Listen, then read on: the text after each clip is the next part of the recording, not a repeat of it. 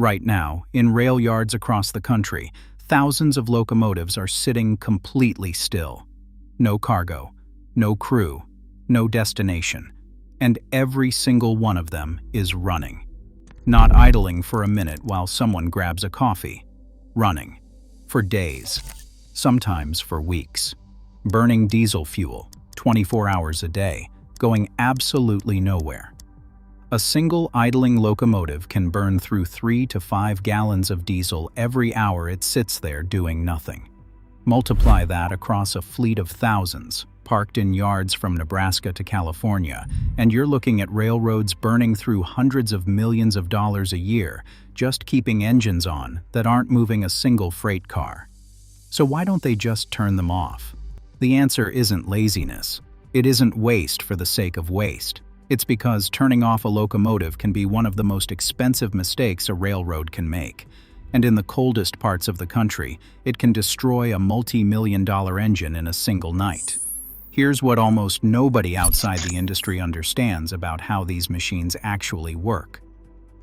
A modern diesel locomotive isn't like your car. There's no antifreeze running through most of these engines. Instead, they rely on massive amounts of plain water in the cooling system, thousands of gallons of it, circulating through the engine block to keep those enormous cylinders from melting themselves from the inside out. Water freezes, and when water freezes, it expands. And when it expands inside a locked engine block made of solid iron and steel, something has to give. If a locomotive shuts down in freezing temperatures and that cooling water sits still for too long, it can freeze solid inside the block. And when it does, it doesn't just stop the engine from running, it cracks the block itself. Not a scratch, not a dent. A structural failure in a component that can cost more than a house to replace. So railroads made a decision decades ago that sounds insane until you understand the alternative. It is cheaper to burn diesel fuel constantly than to risk a single frozen engine block. That's the first reason, but it's not the only one. Diesel-electric locomotives don't actually use their engines to turn the wheels directly.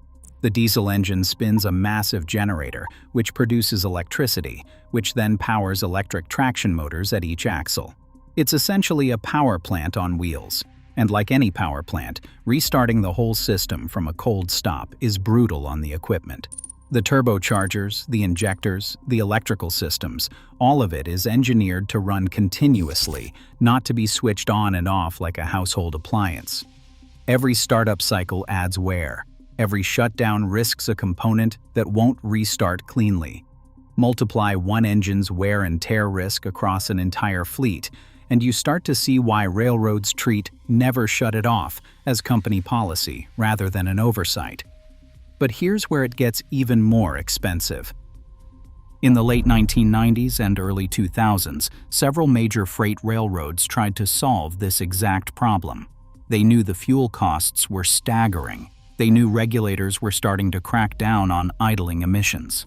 So they invested in what are called auxiliary power units, smaller secondary generators designed to keep the cooling systems and electronics powered without running the massive main engine.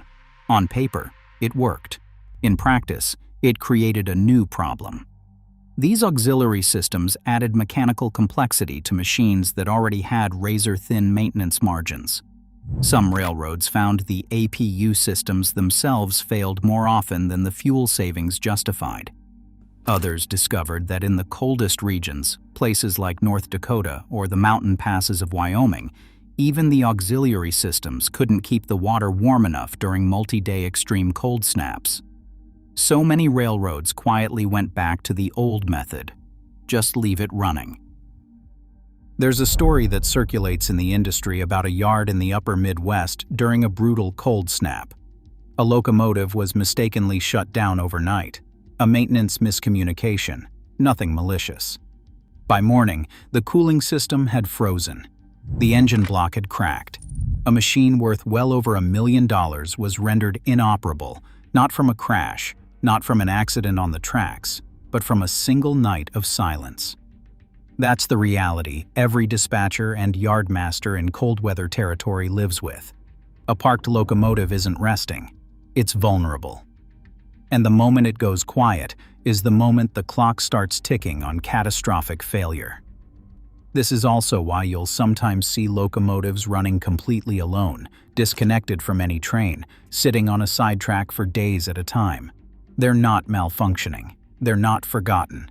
They're being deliberately kept alive, the same way you'd keep a generator running through a blackout, not because you need the power right now, but because the cost of it failing when you do need it is far higher than the cost of the fuel.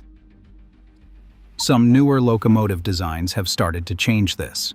Engine block heaters, improved coolant additives, and smarter automatic shutdown systems that can sense ambient temperature and only idle when genuinely necessary have started reducing fuel waste on the newest fleets. But retrofitting older locomotives, machines that can stay in service for 30, 40, even 50 years, isn't simple or cheap. So across the country, in yards you drive past without a second thought, the old rule still holds. Next time you see a train sitting motionless with no crew in sight, listen closely. That low rumble isn't a mistake. It's a multi-million-dollar machine, protecting itself the only way it knows how, by refusing to ever fully go to sleep.